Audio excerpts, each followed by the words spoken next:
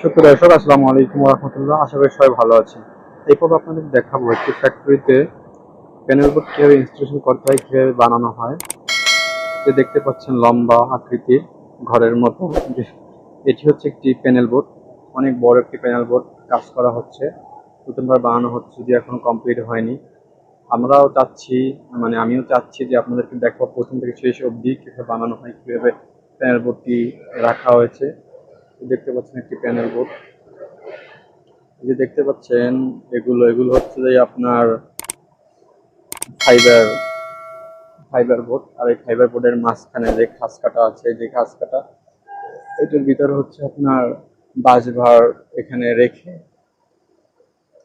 Connection করা হবে, যেন একটার সাথে একটা শর্ট সার্কিট না হয়। এই কারণে এভাবে খাঁজ কাটা হয়েছে, ওই কারণে ফাইবার দিয়েছে। এটা হচ্ছে যে বিদ্যুৎ অপরিবাহী, বিদ্যুৎ পরিবাহী না, ভিজা কিছু না, এবং এটা ভিজলেও এরকম সমস্যা না, বিদ্যুৎ পরিবাহী হয় না, যার কারণে এগুলো ফ্যাক্টরিতে বা ইন্ডাস্ট্রিয়াল ক্ষেত্রে ব্যবহার করা হয়। যে দেখতে পাচ্ছেন অনেক বিশাল একটা প্যানেল বোর্ড, কিন্তু অনেক বড়। এই যে এসিবি দেখতে পাচ্ছেন, এগুলো হচ্ছে এসিবি পলি দিয়ে ঢেকে রাখা হয়েছে, কেননা বৃষ্টির পানি পড়তে পারে কিংবা কোনো ধরনের পানি ফোঁটা পড়তে পারে, পানি যেতে পারে, পানি গেলে সমস্যার সম্ভাবনা খুবই বেশি। যার কারণে আমরা পলি দিয়ে ঢেকে রেখেছি। এইভাবে আপনাদের দেখাচ্ছি প্রথম অবস্থায় কিভাবে ইনস্টলেশন করতে হয়, কাজ করতে হয়, প্রথম থেকে শেষ অবধি দেখাবো, তাই আমরা অতএবই দেখাচ্ছি। যে দেখেন এটি সেটি কেমন থাকে, যেগুলোর সাথে কানেকশন করা হবে কেবল, গ্রাউন্ড পাওয়ার কেবল কানেকশন করা হবে। আর এটা হচ্ছে 440, মানে 440 আপনারা যেভাবে বলেন, যেভাবেই বোঝেন না কেন, ওইভাবেই আমি বুঝিয়ে বলতেছি, বলানোর এবং বোঝানোর চেষ্টা করতেছি।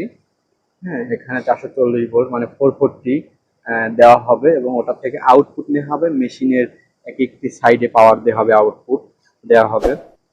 এবং যে কোনো একটি এসিবি আমরা রাখবো, ধরেন ডান পাশে কিংবা বাম পাশে কিংবা মাঝখানে যে কোনো একটি এসিবি রাখবো হচ্ছে আমরা মেইন পাওয়ারের জন্য। মেইন ইনপুট পাওয়ার আসবে এবং আউটপুট পাওয়ার, এই যে বাসবার যেখানে বসবে এখানে বাসবারে আউটপুট পাওয়ার যাবে, এবং এটার আউটপুট থেকে আবার যাবে যে কয়টা এসিবি বসাবো ওইটার এসিবির ইনপুটে পাওয়ার দেবো, ওইটা আউটপুট থেকে আবার নিব হচ্ছে আমরা মেশিনে। এ হচ্ছে আমাদের প্যানেল বোর্ডটি। আরেকবার আপনারা দেখিয়ে দিচ্ছি। এই যে দেখতে পাচ্ছেন দূর থেকে দেখাচ্ছে এসিবির সামনের অংশটা, এভাবে থাকে এসিবি। এই যে উপরের অংশ এসিবি, এগুলো হচ্ছে কন্ট্রোলিং কানেকশন করা হবে। এই যে এগুলোতে কন্ট্রোলিং কানেকশন করা হবে। এই যে কন্ট্রোলিং কানেকশনের জন্য, কন্ট্রোলিং কানেকশনটা খুবই হার্ড, অনেক কঠিন।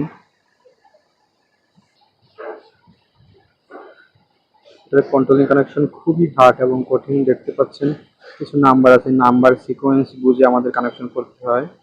এভাবেই মূলত কাজ করা হয়। যদি আপনাদের কোনো কিছু জানার থাকে, শেখার থাকে, তাহলে অবশ্যই কমেন্ট বক্সে কমেন্ট করবেন, আমরা দেখে আপনাদের উত্তর দেওয়ার চেষ্টা করব। আমার এই চ্যানেলে মূলত ফ্যাক্টরি রিলেটেড কী কাজ করায়, কীভাবে কাজ করায়, সব কিছু দেওয়া হবে। তো আজকের মতো বিদায় জানাচ্ছি। ধন্যবাদ সবাইকে, ভালো থাকবেন, সুস্থ থাকবেন। আসসালামু আলাইকুম ওয়া রাহমাতুল্লাহ।